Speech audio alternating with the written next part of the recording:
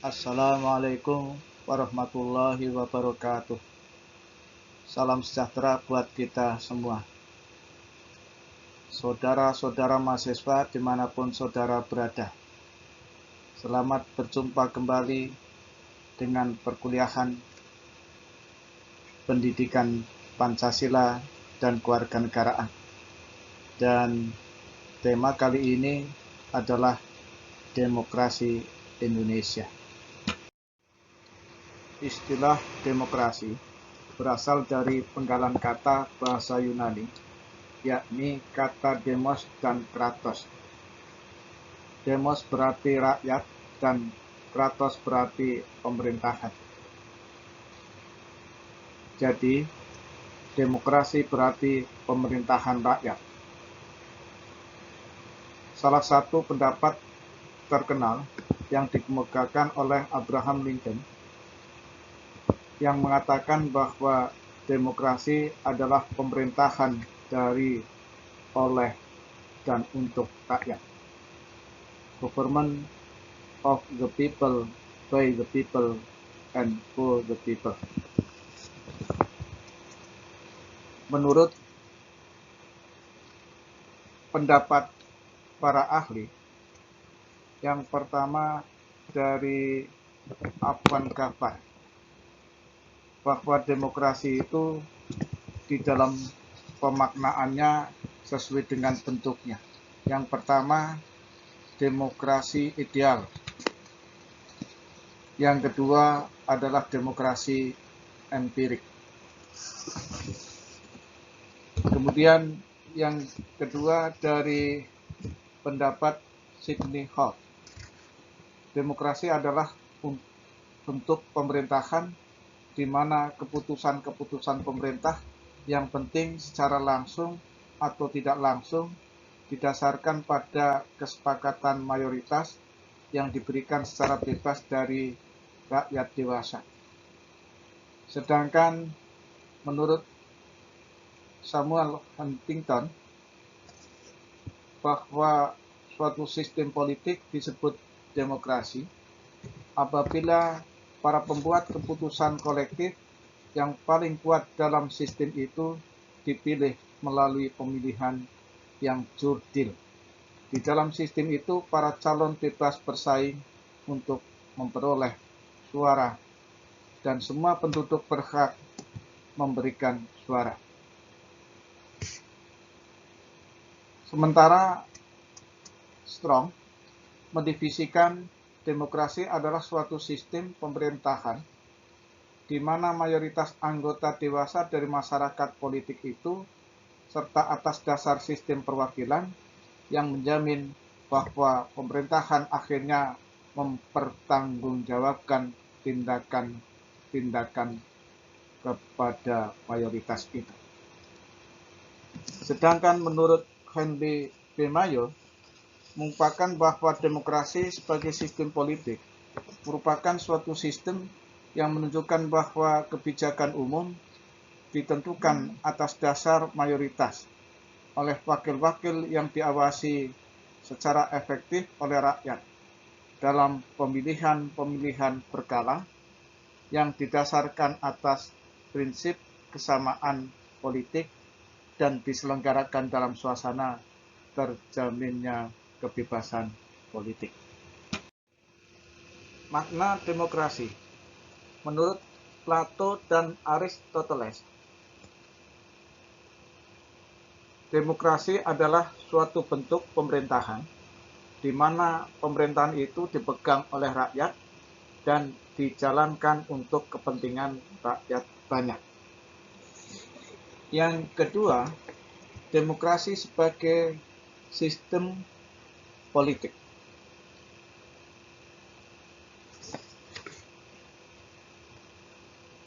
Menurut Henry B. Mayo yang dikutip oleh Miriam Budiarjo, bahwa sistem politik demokrasi adalah sistem yang menunjukkan bahwa kebijaksanaan umum ditentukan atas dasar mayoritas oleh wakil-wakil yang diawasi secara efektif oleh rakyat dalam pemilihan-pemilihan berkala yang didasarkan atas prinsip kesamaan politik dan diselenggarakan dalam suasana terjaminnya kebebasan politik.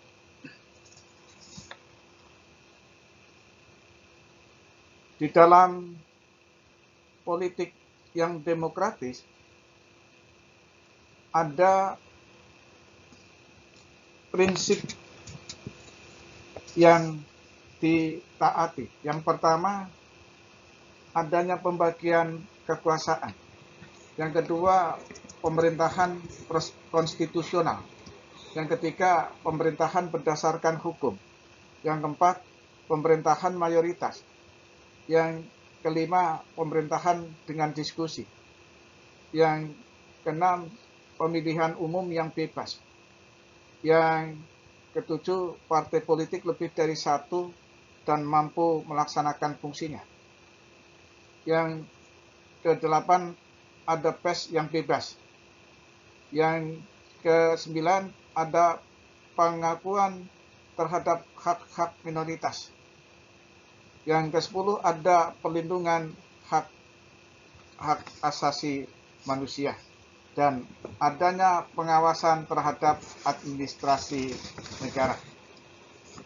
Kemudian yang ketiga, demokrasi itu sebagai sikap hidup.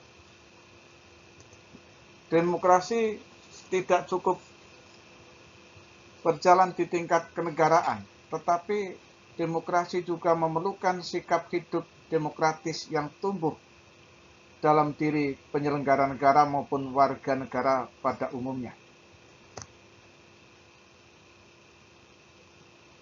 Demokrasi tidak datang dengan sendiri dalam kehidupan bernegara. Ia memerlukan perangkat pendukungnya, yakni budaya yang kondusif. Menurut John Dewey yang dikutip oleh Zamroni, ia menyatakan bahwa ide pokok demokrasi adalah pandangan hidup yang dicerminkan dengan perlunya partisipasi dari setiap warga yang sudah dewasa dalam membentuk nilai-nilai yang mengatur kehidupan. Sedangkan menurut Nurcholish Madjid, demokrasi sebagai proses berisikan norma-norma yang menjadi pandangan hidup bersama. Sementara menurut Padmo Wahyono, demokrasi adalah suatu pola kehidupan masyarakat yang sesuai dengan keinginan ataupun pandangan hidup manusia yang berkelompok tersebut. Demokrasi Indonesia dalam arti pandangan hidup adalah demokrasi sebagai falsafah hidup. Ini dikemukakan oleh Sri Sumantri. Berdasarkan dari berbagai pendapat tersebut di atas yang saya sampaikan tadi, maka demokrasi bukan sekedar suatu bentuk pemerintahan atau sistem politik, melainkan yang utama adalah suatu bentuk kehidupan bersama dalam kehidupan bermasyarakat, berbangsa, dan bernegara.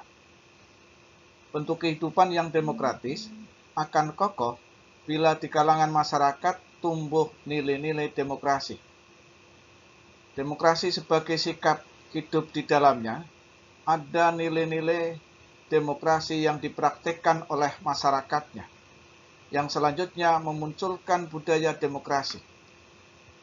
Menurut Muhammad Hatta, demokrasi memerlukan syarat-syarat hidupnya, yakni rasa tanggung jawab dan toleransi pada pemimpin-pemimpin politik.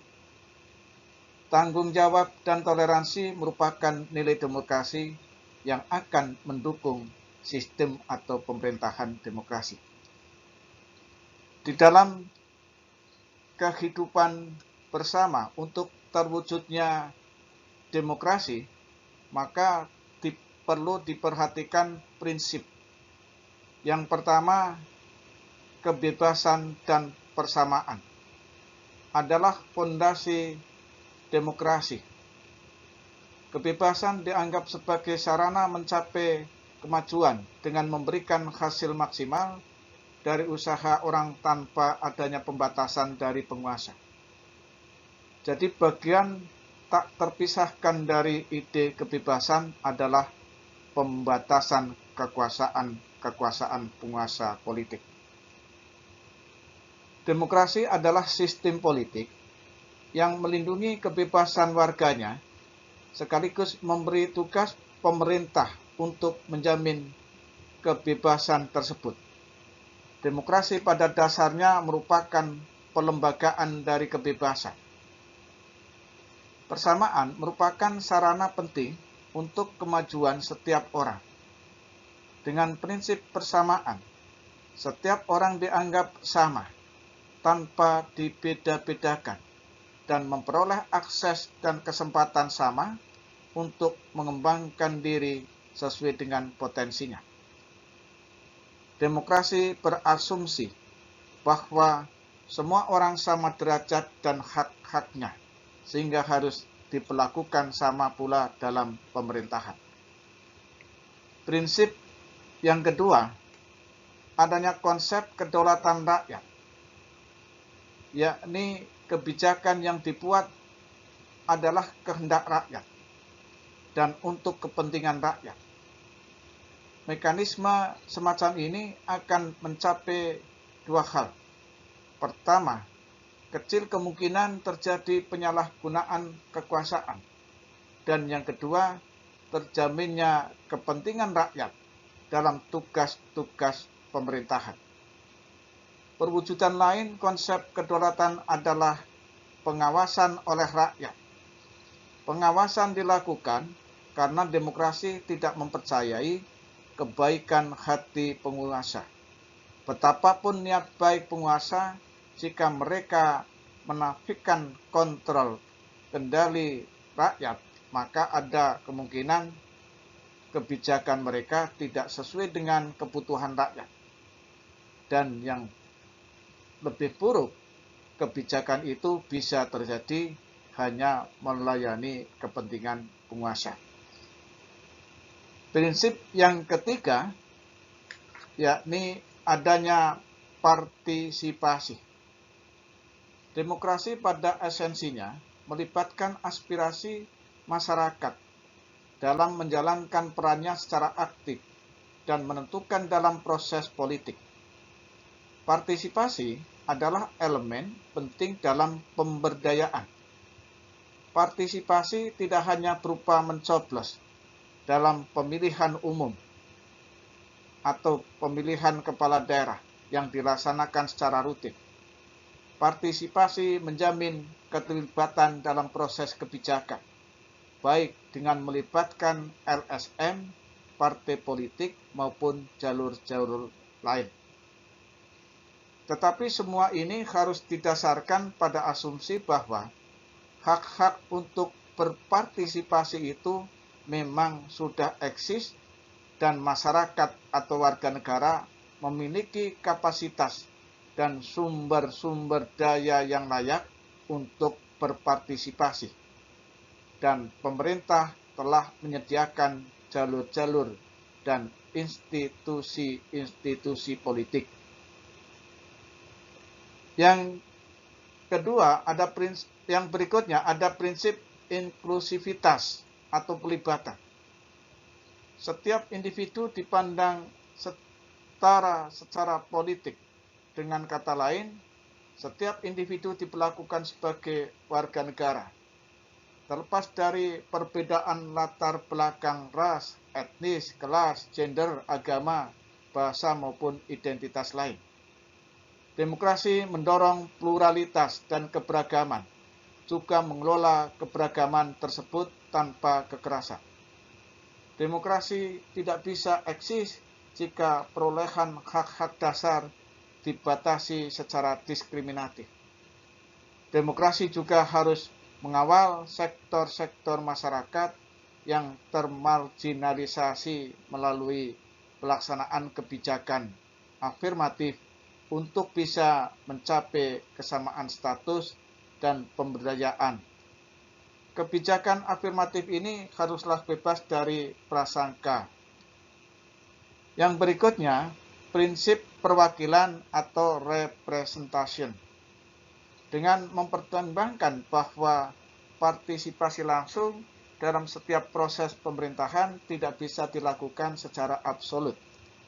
Mengingat keterbatasan waktu dan ruang, jalur yang paling rasional adalah dengan menyediakan perangkat untuk representasi atau perwakilan. Mereka yang telah mendapatkan mandat untuk menjalankan aspirasi populer harus mampu mewakili konstituensi mereka. Institusi-institusi harus pula mencerminkan komposisi sosial dari para pemilih, baik kelompok mayoritas ataupun minoritas. Terlebih lagi, mereka harus mewakili arus utama dari opini publik. Prinsip berikutnya, adanya transparansi. Karena demokrasi berarti bahwa institusi-institusi publik mendapatkan otoritas mereka dari masyarakat. Maka harus ada perangkat yang memungkinkan masyarakat untuk mengawasi dan mengawal institusi-institusi publik tersebut. Masyarakat atau kelompok yang ditunjuk oleh masyarakat harus diberikan kesempatan untuk mempertanyakan kinerja dan kerja institusi-institusi publik tersebut. Terlebih lagi, segala informasi mengenai proses kerja dan kinerja mereka harus bisa dijangkau oleh publik dan media massa.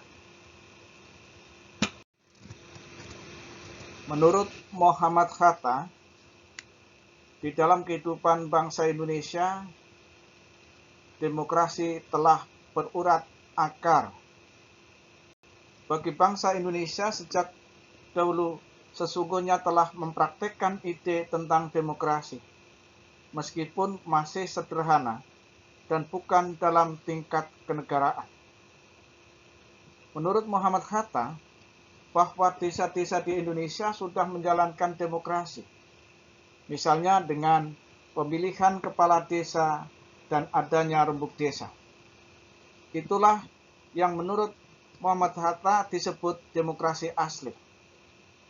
Demokrasi asli itu memiliki 5 unsur atau anasir, yaitu rapat, mufakat, gotong royong, hak mengadakan protes bersama, dan hak menyingkir dari kekuasaan raja yang absolut.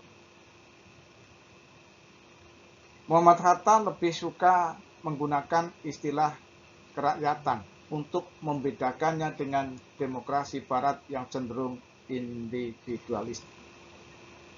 Namun demikian, demokrasi desa tidak bisa dijadikan pola demokrasi untuk Indonesia modern. Kelima unsur demokrasi desa tersebut perlu dikembangkan dan diperbaharui menjadi konsep demokrasi Indonesia yang modern. Demokrasi Indonesia modern menurut Muhammad Hatta harus meliputi 3 hal, yaitu demokrasi di bidang politik, demokrasi di bidang ekonomi, demokrasi di bidang sosial. Demokrasi Indonesia tidak berbeda dengan demokrasi di Barat dalam bidang politik. Hanya saja, demokrasi di Indonesia perlu mencakup demokrasi ekonomi dan sosial, sesuatu yang tidak terdapat dalam masyarakat Barat. Saat ini, ide demokrasi tersebut terungkap dalam sila keempat Pancasila, yakni kerakyatan yang dipimpin oleh hikmat kebijaksanaan dalam permusyawaratan perwakilan, dan dalam pasal 1 ayat 2 Undang-Undang Dasar 1945, yakni kedaulatan berada di tangan rakyat dan dilaksanakan menurut Undang-Undang Dasar 1945. Oleh karena Undang-Undang Dasar 1945 merupakan derivasi dari Pancasila sebagai dasar falsafah negara, maka secara normatif, demokrasi Indonesia adalah demokrasi yang bersumberkan nilai Pancasila, khususnya sila keempat. Oleh karena itu, demokrasi Indonesia dikatakan demokrasi Pancasila, di mana prinsip-prinsip demokrasi yang dijalankan berdasarkan pada nilai Pancasila. Demokrasi Pancasila secara luas berarti kedaulatan rakyat yang didasarkan pada nilai-nilai Pancasila, baik sebagai pedoman penyelenggaraan maupun sebagai cita-cita. Secara sempit, demokrasi Pancasila berarti kedaulatan rakyat yang dilaksanakan menurut hikmat kebijaksanaan dalam permusyawaratan perwakilan. Demokrasi Pancasila dalam arti luas adalah kedaulatan atau kekuasaan tertinggi pada rakyat yang dalam penyelenggaraannya dijiwai oleh nilai-nilai Pancasila. Nilai-nilai Pancasila yaitu nilai ketuhanan, kemanusiaan, persatuan, kerakyatan, dan nilai keadilan sangat mendukung demokrasi. Nilai-nilai Pancasila menentang sistem otoriter atau kediktatoran. Pada esensinya, demokrasi Pancasila adalah pemerintahan dari, oleh, dan untuk rakyat yang dituntun oleh 5 prinsip dasar, yaitu sila-sila Pancasila. Demokrasi atau pemerintahan rakyat yang digunakan oleh bangsa dan pemerintah Indonesia adalah sistem pemerintahan rakyat yang dijiwai dan dituntun oleh nilai-nilai pandangan hidup bangsa Indonesia, yakni Pancasila sebagai hasil masyarakat bangsa Indonesia itu sendiri. Demokrasi yang berarti pemerintahan rakyat pada dasarnya adalah transformasi nilai-nilai falsafah Pancasila menjadi suatu bentuk dan sistem pemerintahan khas Indonesia. Demokrasi Pancasila atau pemerintahan rakyat yang dituntun oleh nilai-nilai Pancasila adalah konsekuensi atau tindak lanjut dari komitmen pelaksanaan Pancasila secara murni dan konsekuen di bidang pemerintahan atau politik. Maka prasyarat utama untuk melaksanakan demokrasi Pancasila adalah pemahaman atau penghayatan sungguh-sungguh akan nilai-nilai falsafah Pancasila. Melaksanakan demokrasi Pancasila secara benar berarti mengamalkan Pancasila melalui politik pemerintahan. Ciri pokok demokrasi Pancasila adalah musyawarah untuk mufakat. Sebagai pancaran dari ciri musyawarah untuk mufakat, maka pertama mengutamakan kepentingan negara dan masyarakat, tidak memaksakan kehendak kepada orang lain, menggunakan musyawarah dan mengambil keputusan untuk kepentingan bersama, dan musyawarah untuk mufakat diliputi semangat kekeluargaan. Dengan itikat baik dan rasa tanggung jawab, menerima dan melaksanakan hasil keputusan musyawarah. Musyawarah dilakukan dengan akal sehat dan sesuai dengan hati nurani yang luhur. Keputusan yang diambil harus dapat dipertanggungjawabkan secara moral kepada Tuhan Yang Maha Esa, menjunjung tinggi harkat dan martabat manusia, serta nilai-nilai kebenaran dan nilai keadilan. Pelaksanaan demokrasi Pancasila agar tegak dan berkembang, maka didasarkan pada 10 pilar demokrasi. Yang pertama, demokrasi yang berketuhanan Yang Maha Esa. Para pemeran politik dan pemimpin negara dan semua warga negara dalam menerapkan demokrasi tidak bertentangan dengan nilai-nilai agama. Ia dituntut agar mempertanggungjawabkan segala tindakannya kepada Tuhan Yang Maha Esa. Yang kedua, demokrasi yang menjunjung hak asasi manusia. Demokrasi mengharuskan adanya penghargaan terhadap harkat dan martabat manusia dalam bentuk jaminan dan perlindungan hak asasi manusia demi terwujudnya keadilan dalam masyarakat. Yang ketiga, demokrasi yang mengutamakan kedaulatan rakyat. Rakyat adalah pemegang kedaulatan tertinggi dalam negara demokrasi. Pelaksanaan kedaulatan melalui sistem perwakilan. Untuk mengisi lembaga perwakilan perlu dilaksanakan pemilu secara periodik. Yang keempat, demokrasi yang didukung kecerdasan. Warga negara yang cerdas dan terdidik secara politik merupakan syarat mutlak untuk mewujudkan demokrasi. Oleh karena itu, pendidikan kewarganegaraan atau pendidikan politik amat penting dalam negara demokrasi untuk membekali warga negara kesadaran hak dan kewajiban. Yang kelima, demokrasi yang menetapkan pembagian kekuasaan. Suatu negara yang demokratis harus ada pembagian kekuasaan. Hal ini untuk menghindari terjadinya pemusatan kekuasaan kepada satu orang dan memberikan kesempatan kepada lembaga lain untuk melakukan pengawasan dan meminta pertanggungjawaban jalannya pemerintahan. Yang keenam, demokrasi yang menerapkan konsep negara hukum. Hukum melandasi pelaksanaan demokrasi untuk mengembangkan kebebasan yang demokratis. Tidak bisa dengan meninggalkan hukum. Tanpa hukum, kebebasan akan mengarah perbuatan yang anarkis. Pada akhirnya, perbuatan itu meninggalkan nilai-nilai demokrasi.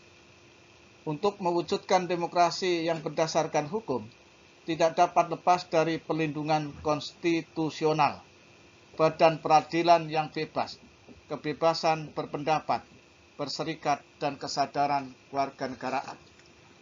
Yang ketujuh, demokrasi yang menjamin otonomi daerah. Pelaksanaan demokrasi harus tetap menjamin tegaknya persatuan dan kesatuan bangsa.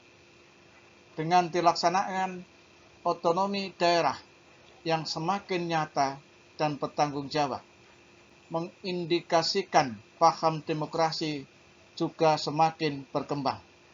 Sebagai wujud prinsip demokrasi, kekuasaan negara tidak dipusatkan pemerintah pusat saja, namun sebagian diserahkan kepada daerah menjadi urusan rumah tangga daerah itu sendiri.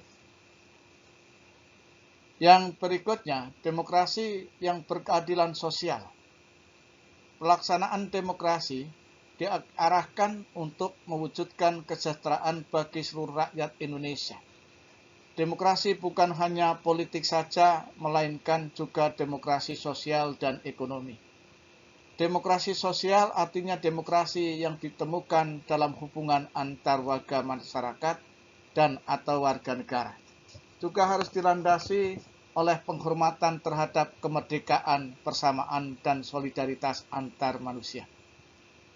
Yang berikutnya, demokrasi dengan kesejahteraan rakyat. Demokrasi juga mencakup dalam bidang ekonomi. Demokrasi ekonomi adalah sistem pengelolaan perekonomian negara berdasarkan prinsip ekonomi. Perekonomian harus dijaga dari persaingan bebas tanpa batas. Melalui peraturan perundang-undangan, negara juga mengambil peran yang cukup dalam usaha mewujudkan kesejahteraan rakyat. Yang pilar berikutnya, demokrasi dengan pengadilan yang merdeka. Sistem pengadilan yang merdeka memberi peluang seluas-luasnya kepada semua pihak yang berkepentingan untuk mencari dan menemukan hukum yang seadil-adilnya. Pengadilan yang merdeka dan otonom tidak boleh dipengaruhi oleh siapapun, namun hakim wajib mempertimbangkan keadilan yang berkembang di masyarakat.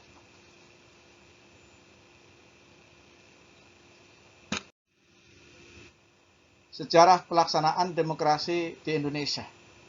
Yang pertama, masa Republik Indonesia 1945 sampai 1959 yang dinamakan masa demokrasi konstitusional, yang menonjolkan peranan parlemen dan partai-partai, dan karena itu dinamakan demokrasi parlementer.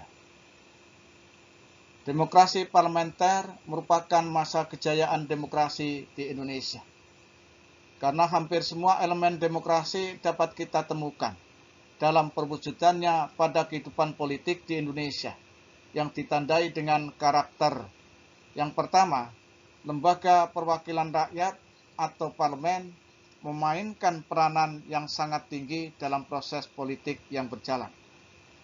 Yang kedua, akuntabilitas pemegang jabatan dan politisasi pada umumnya sangat tinggi.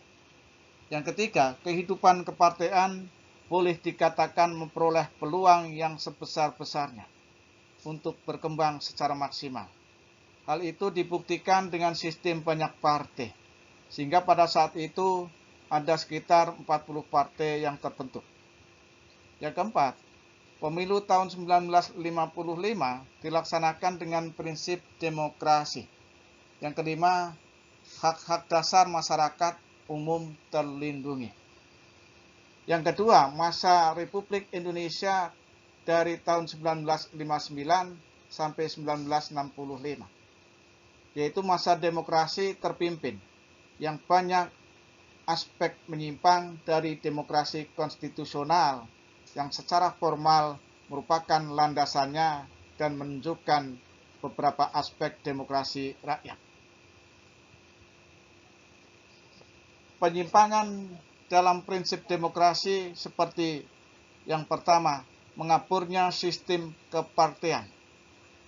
Yang kedua, peranan DPR-GR sebagai lembaga legislatif dalam sistem politik nasional menjadi sedemikian lemah.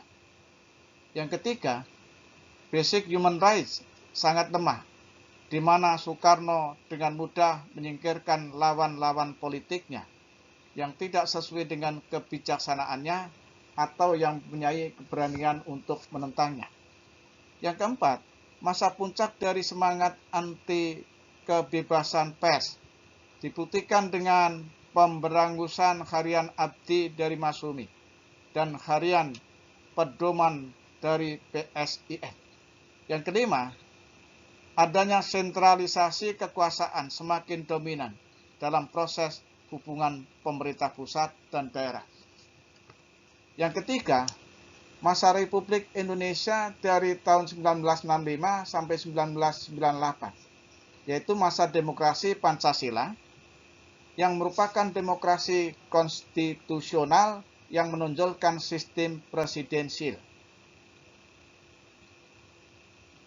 Dalam masa ini, pelaksanaan demokrasi memberi gejala-gejala antara lain: pertama, rotasi kekuasaan eksekutif tidak pernah ada kecuali di tingkat daerah. Yang kedua, rekrutmen politik tertutup. Yang ketiga, pemilu masih jauh dari semangat demokrasi. Yang keempat, basic human rights sangat lemah. Yang keempat, masa Republik Indonesia dari 1998 sampai sekarang, yaitu masa reformasi, yang menginginkan tegaknya demokrasi di Indonesia sebagai koreksi terhadap praktik-praktik politik yang terjadi pada masa ketika Republik Indonesia. Dalam masa ini ditandai, yang pertama, perkembangan demokrasi sejak tahun 1998 sampai dengan proses penyelenggaraan pemilu tahun 2004 telah memberikan peluang untuk mengakhiri masa transisi demokrasi menuju arah proses konsolidasi demokrasi. Yang kedua, adanya pemilihan langsung presiden dan wakil presiden, pemilihan langsung anggota DPR, DPD, dan DPRD, serta pemilihan langsung kepala daerah merupakan modal awal yang penting bagi lebih berkembangnya demokrasi pada masa selanjutnya. Yang ketiga, Perkembangan demokrasi selama ini ditandai pula dengan terumuskannya format hubungan pusat daerah yang baru, yaitu penguatan sentralisasi dan otonomi daerah. Yang keempat, perkembangan demokrasi ditandai pula dengan adanya konsensus mengenai format baru, hubungan sipil militer yang menjunjung tinggi supremasi sipil dan hubungan Tentara Nasional Indonesia dengan Kepolisian Republik Indonesia terkait dengan kewenangan dalam melaksanakan sistem pertahanan dan keamanan. Yang kelima, kemajuan demokrasi terlihat pula dengan telah berkembangnya kesadaran terhadap hak-hak masyarakat dalam kehidupan politik yang dalam jangka panjang diharapkan mampu menstimulasi masyarakat lebih jauh untuk makin aktif berpartisipasi dalam mengambil inisiatif bagi pengelolaan urusan-urusan publik. Parameter tatanan kehidupan demokratis. Yang pertama, adanya pemilihan umum sebagai proses pembentukan pemerintah. Yang kedua, susunan kekuasaan negara, yakni kekuasaan negara yang dijalankan secara distributif untuk menghindari penumpukan kekuasaan dalam satu tangan atau wilayah. Yang ketiga, kontrol rakyat, yaitu suatu relasi kuasa yang berjalan secara simetris, memiliki sambungan yang jelas, dan adanya mekanisme yang memungkinkan kontrol keseimbangan terhadap kekuasaan yang dijalankan eksekutif dan legislatif. Demokrasi adalah sikap hidup yang harus tumbuh dan berkembang dalam diri warga negara, baik yang sedang memerintah atau penyelenggaraan negara, maupun yang tidak sedang memerintah atau sebagai warga negara biasa. Sikap hidup demokrasi ini pada gilirannya akan menghasilkan budaya demokrasi. Sikap hidup dan budaya demokrasi diperlukan guna mendukung bentuk pemerintahan maupun sistem politik demokrasi. Negara demokrasi tanpa adanya sikap hidup dan budaya demokrasi hanya akan menghasilkan kekacauan dan anarki. Demokrasi paling tidak mencakup dua hal, yaitu struktur dan kultur. Sekiranya diibaratkan rumah demokrasi membutuhkan dua hal, yaitu struktur demokrasi dan kultur demokrasi. Dewasa ini dalam alam demokrasi harus ditumbuhkan kesadaran bahwa demokrasi hanya akan tumbuh kuat jika didukung oleh warga-warga yang demokratis, yakni warga yang memiliki dan menjalankan sikap hidup demokratis. Ini artinya warga negara yang bersikap dan berbudaya hidup demokratis menjadi syarat bagi berjalannya negara demokrasi. Perkembangan demokrasi suatu negara tergantung pada sejumlah faktor yang menentukan, yaitu tingkat perkembangan ekonomi, perasaan akan identitas nasional, pengalaman sejarah, dan budaya kewarganegaraan. Budaya kewarganegaraan mencerminkan transisi demokrasi yang ada di masyarakat.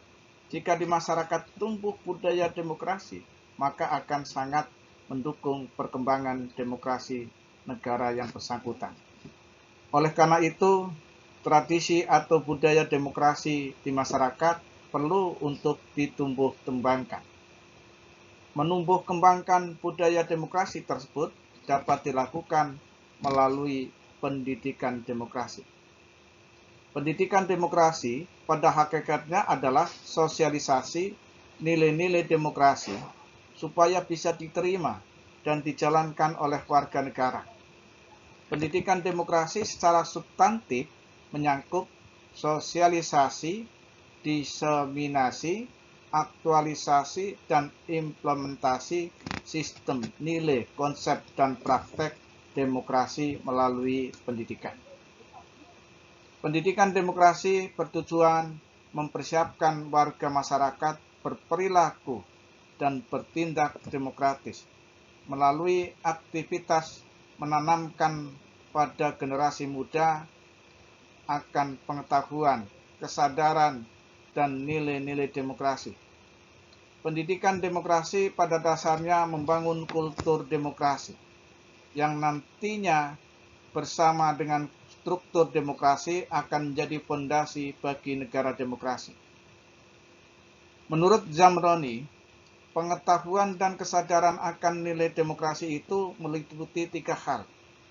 Yang pertama, kesadaran bahwa demokrasi adalah pola kehidupan yang paling menjamin hak-hak warga masyarakat itu sendiri. Demokrasi adalah pilihan terbaik di antara yang buruk tentang pola hidup bernegara. Yang kedua, demokrasi adalah sebuah learning process yang lama dan tidak sekedar meniru dari masyarakat lain. Yang ketiga, kelangsungan demokrasi tergantung pada keberhasilan mentransformasikan nilai-nilai demokrasi pada masyarakat. Bahwa di dalam pendidikan demokrasi harus mampu melahirkan manusia-manusia yang demokratis. Tanpa manusia yang memegang teguh nilai-nilai demokrasi, masyarakat yang demokratis hanya akan merupakan impian belaka. Pendidikan demokrasi dalam arti luas dapat dilakukan baik secara informal, formal, dan non-formal. Secara informal, pendidikan demokrasi bisa dilakukan di lingkungan keluarga yang menumbuhkan sikap nilai-nilai demokrasi.